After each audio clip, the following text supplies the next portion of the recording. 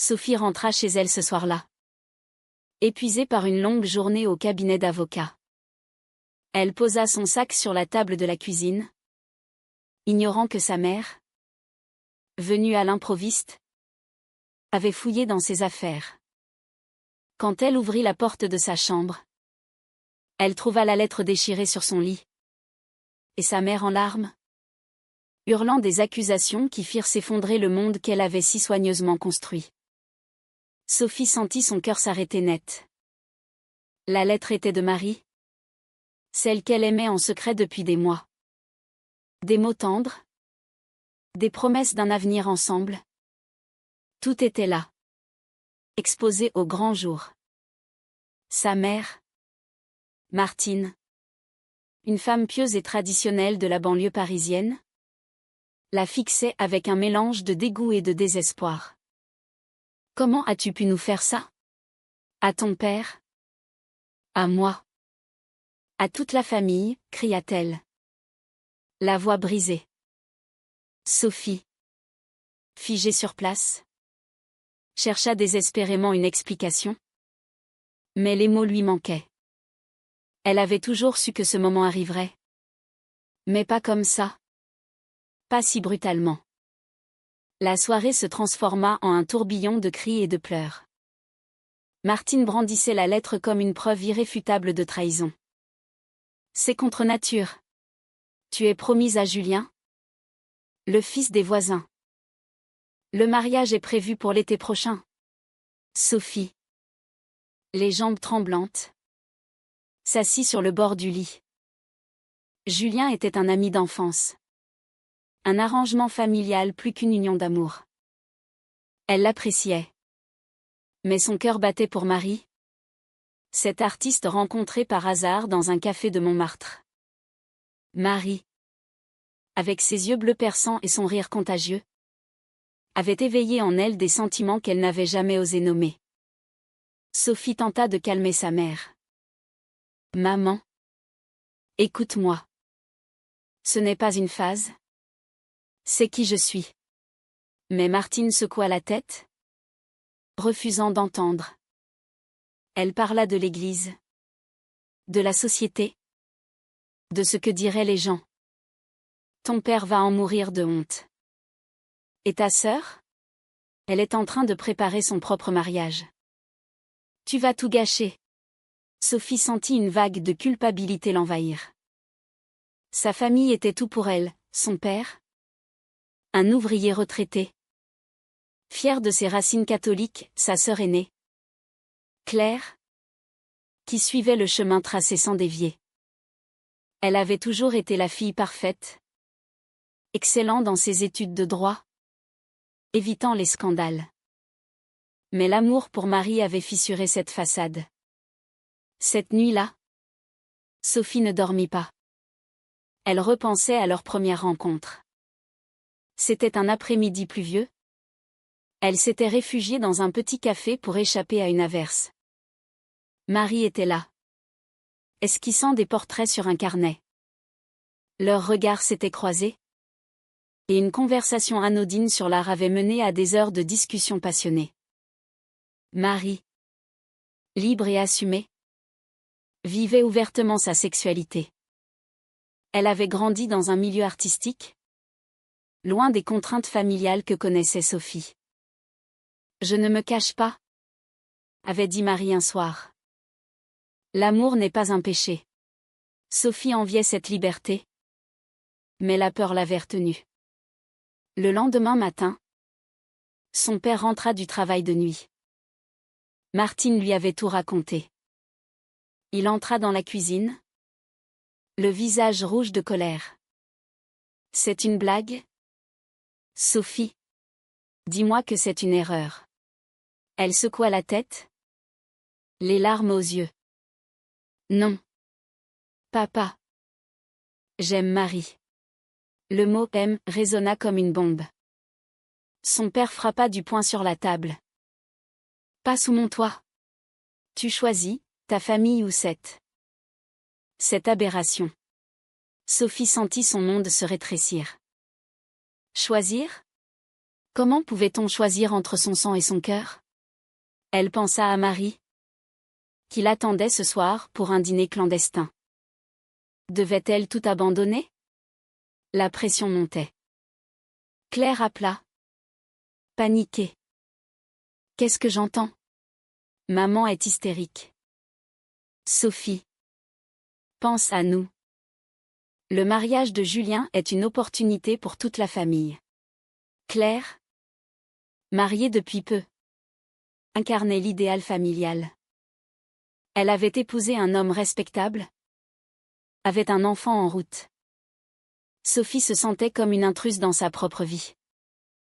Elle décida d'appeler Marie pour annuler leur rendez-vous. Je ne peux pas venir ce soir. Ma famille, c'est tout. La voix de Marie trembla à l'autre bout du fil. Viens chez moi. On affrontera ça ensemble.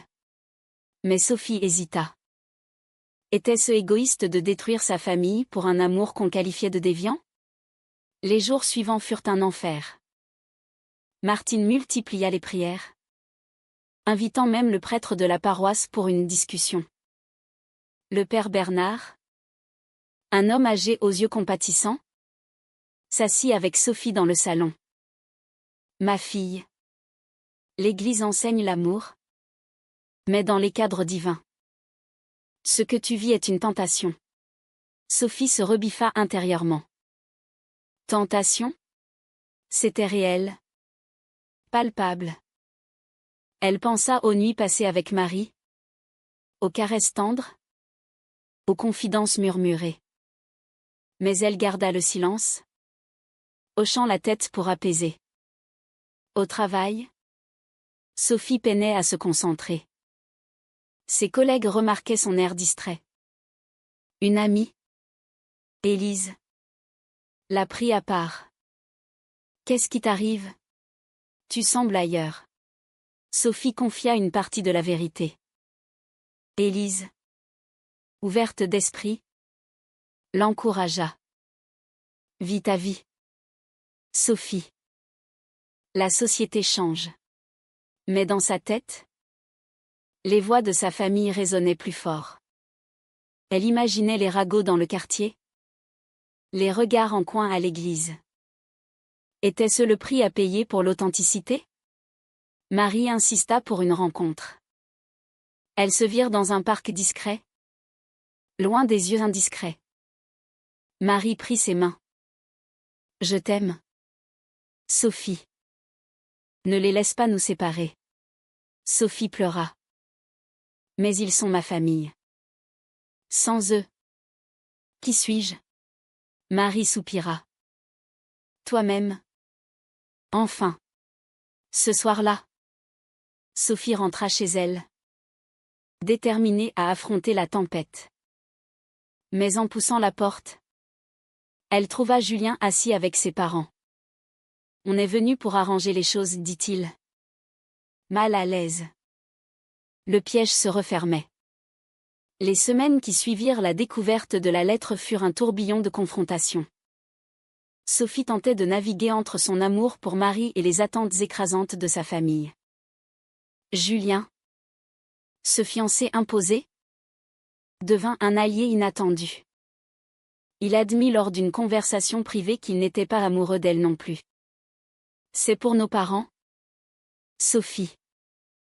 Mais si tu es heureuse ailleurs. Sa compréhension la soulagea. Mais compliqua tout. Annuler le mariage signifierait humilier deux familles. Briser des alliances forgées depuis l'enfance. Martine, quant à elle, ne lâchait rien. Elle organisait des dîners familiaux où l'on évitait soigneusement le sujet, mais où les silences pesants parlaient d'eux-mêmes. Son père, plus taciturne, évitait son regard. Sophie se sentait comme une paria dans sa propre maison. Elle multipliait les textos à Marie. Des messages codés pour ne pas éveiller les soupçons. Je tiens bon, écrivait-elle. Mais intérieurement, elle craquait. Les nuits étaient hantées par des cauchemars où elle perdait tout, Marie, sa famille, son travail. Au cabinet, Une affaire la toucha particulièrement. Elle défendait une jeune femme accusée de fraude pour avoir menti sur son orientation sexuelle dans un contrat d'assurance. Les débats sur la discrimination la firent réfléchir. Pourquoi devrions-nous nous cacher, se demanda-t-elle. Élise, sa collègue, devint une confidente. En France, les lois protègent les droits LGBT. Mais les mentalités traînent, dit Élise. Sophie hocha la tête, pensant à sa mère qui citait encore la Bible comme loi suprême.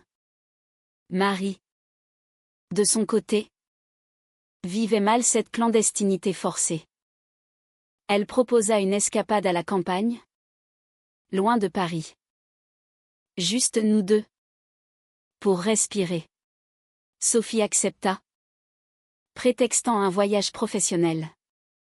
Dans une petite maison louée en Normandie. Elles purent enfin être elles-mêmes.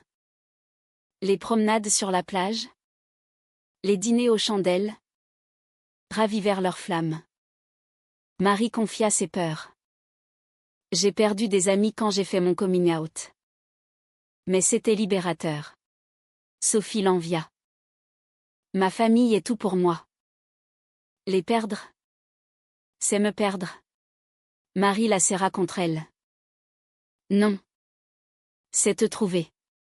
De retour à Paris, la réalité frappa de plein fouet.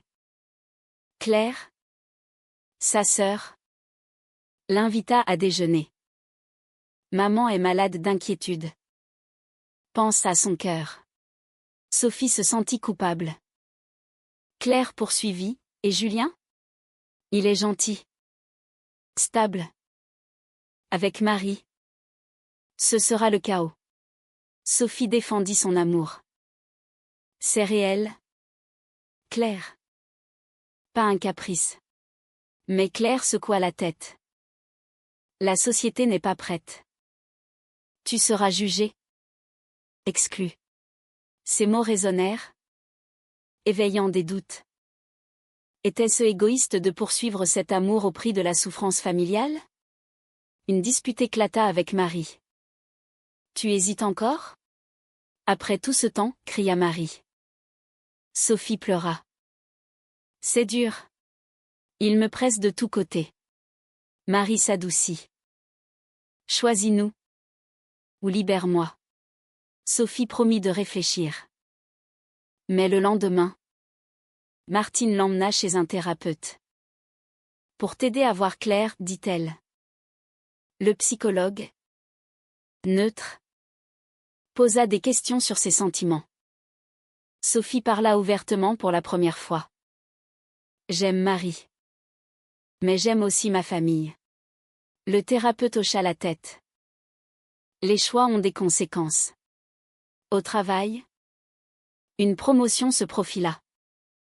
Mais son patron, conservateur, murmura des rumeurs. On parle de ta vie privée. Ça pourrait affecter les clients. Sophie paniqua. Perdre son job? C'était trop. Elle appela Marie pour temporiser. Donne-moi du temps. Marie raccrocha. Blessée. Sophie se sentit trahie par elle-même. Comment en était-elle arrivée là? Les tensions culminèrent lors d'un dîner familial. Son père explosa. Choisis Julien. Ou part. Sophie. Les larmes aux yeux. Quitta la table. Dehors. Elle appela Marie. Viens me chercher. Marie arriva. Et elles roulèrent vers l'inconnu. Mais le lendemain, un appel de Claire, maman a fait une crise cardiaque. Sophie rentra en urgence. À l'hôpital, Martine murmura, c'est à cause de toi. La culpabilité l'écrasa. Était-ce le prix de l'amour? Marie attendit dehors. Je ne veux pas être la cause de ça. Sophie pleura. Reste. Mais intérieurement, elle doutait. Julien vint à l'hôpital, offrant son soutien. On peut prétendre? Pour eux. Sophie hésita. Trahir Marie pour sauver sa famille? Le dilemme la déchirait. Les mois suivants furent marqués par une fragile accalmie. Martine sortit de l'hôpital, affaiblie mais déterminée. Elle imposa des règles, pas de contact avec Marie, et préparation active du mariage avec Julien. Sophie, rongée par la culpabilité, accepta temporairement. Elle envoya un message à Marie, « On doit arrêter. » Pour l'instant. Marie répondit par un silence assourdissant, puis un appel furieux. « Tu me sacrifies pour eux? C'est de la lâcheté. » Sophie pleura. « C'est pour sauver ma mère. » Mais Marie raccrocha. Blessée. Au quotidien, Sophie jouait le rôle de la fiancée parfaite. Elle accompagnait Julien à des dîners, souriait aux photos. Mais intérieurement, elle dépérissait. Ses nuits étaient hantées par des souvenirs de Marie, leur rire, leurs baisers volés. Elle se surprit à chercher des nouvelles d'elle sur les réseaux. Marie, artiste reconnue, exposait dans une galerie. Sophie s'y rendit incognito, le cœur battant. Voir Marie rire avec d'autres la poignarda. Était-ce la fin? Claire, sentant sa détresse, tenta de la raisonner. L'amour vrai résiste au temps. Mais avec Julien, tu auras la stabilité. Sophie se rebiffa. Et si l'amour vrai était avec Marie? Claire soupira. La société te jugera. Pense aux enfants futurs. Enfants? Sophie n'y avait pas pensé. Voulait-elle une famille traditionnelle? Ou une vie authentique avec Marie? Au travail? Élise la confronta. Tu as l'air d'un zombie. Batte-toi pour ce que tu veux. Inspirée, Sophie contacta une association LGBT. Là, elle rencontra des femmes comme elle, partageant leurs histoires de coming out douloureux mais libérateurs. La famille finit par accepter. Ou pas. Mais tu vis pour toi, dit une femme. Sophie rentra chez elle. Déterminée. Elle affronta ses parents. Je ne peux pas épouser Julien. J'aime Marie. Son père hurla. Alors pars. Tu n'es plus notre fille. Martine pleura. Ne nous abandonne pas. Sophie partit. Les larmes coulant. Elle se réfugia chez Élise. De là, elle appela Marie. Pardonne-moi. Je suis prête. Mais Marie, froide, répondit, trop tard. J'ai rencontré quelqu'un. Le monde s'effondra. Trahison? Sophie insista. C'est une erreur. Marie avoua, c'était pour te blesser. Comme tu m'as blessé. Elles se retrouvèrent dans un café. Les explications fusèrent. J'ai eu peur, dit Sophie. Marie pleura. Moi aussi. Elles se réconcilièrent. Mais la confiance était ébranlée. La préparation du mariage continua sans elle. Julien, compréhensif, annula tout. Mais les ragots enflèrent dans le quartier. Sophie perdit des amis d'enfance. Au travail, des clients conservateurs se retirèrent. Ta vie privée affecte ta réputation, dit son patron. Sophie défendit son cas. C'est discriminatoire. Une bataille légale s'ensuivit, la forçant à affronter ses peurs publiquement. Marie la soutint. Elles emménagèrent ensemble dans un petit appartement à Belleville.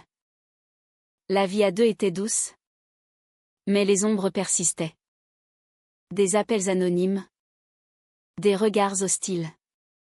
Une nuit, un graffiti homophobe sur leur porte. Sophie paniqua. Était-ce une erreur? Marie la rassura. Non. C'est la réalité. On se bat. Claire tenta une réconciliation. Maman veut te voir. Sophie accepta. Nerveuse. À la maison familiale, Martine l'accueillit froidement. Tu as choisi ton chemin. Sophie plaida. Acceptez-moi tel que je suis. Son père grogna. Pas facile. Mais un début de dialogue s'ouvrit. Pourtant, un nouveau choc, Marie reçut une offre professionnelle à l'étranger. New York. Pour 1 an. Sophie paniqua. Et nous? Marie hésita. Viens avec moi. Mais Sophie pensa à sa famille. En reconstruction fragile. Partir signifierait tout abandonner à nouveau. Le dilemme ressurgit.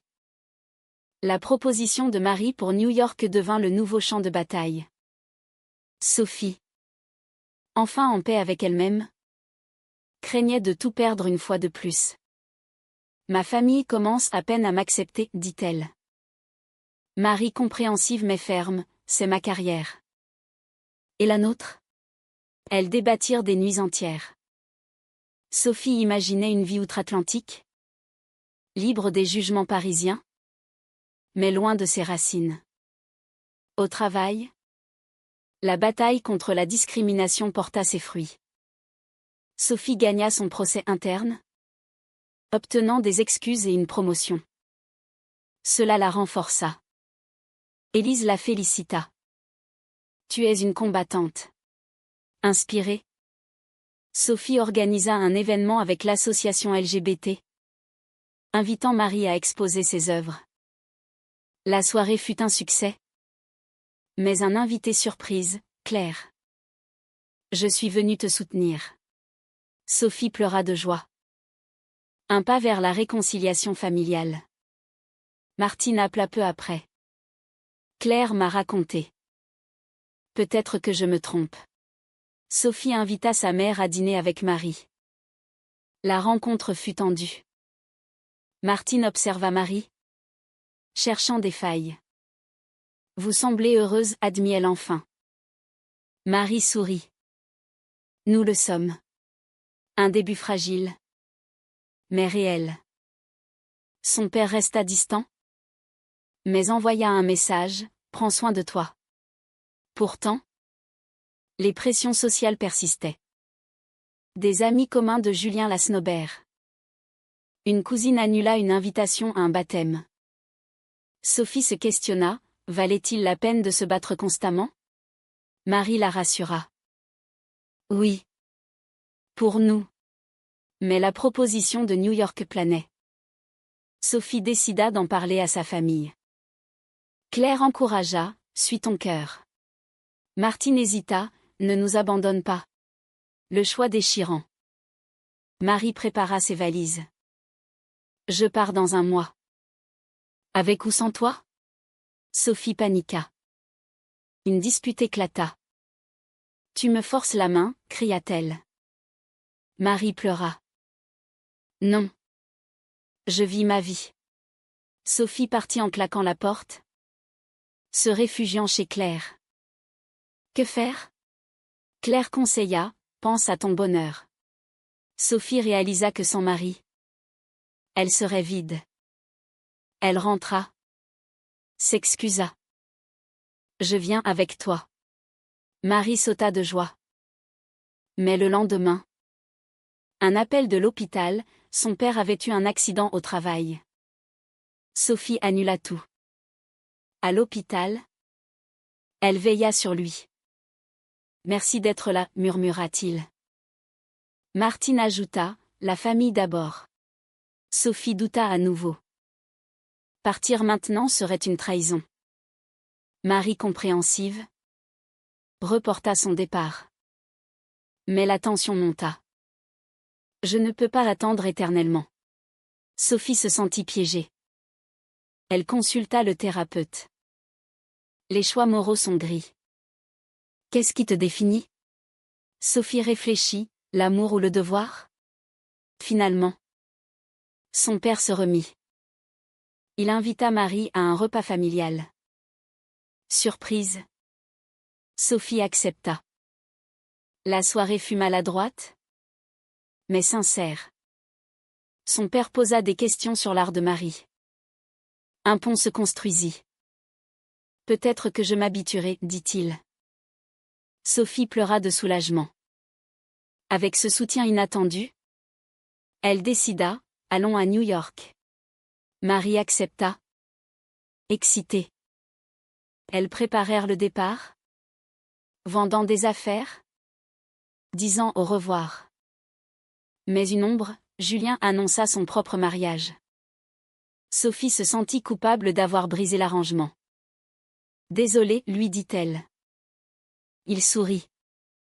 Tu m'as libérée aussi. Le jour du départ approcha. À l'aéroport, la famille vint. Martine serra Sophie. Reviens-nous. Son père hocha la tête. Sois heureuse. Claire promit des visites. Sophie embarqua. Main dans la main avec Marie. Prête pour l'inconnu. À New York, la vie fut un tourbillon d'adaptation. Sophie trouva un job dans un cabinet international, défendant des droits LGBT.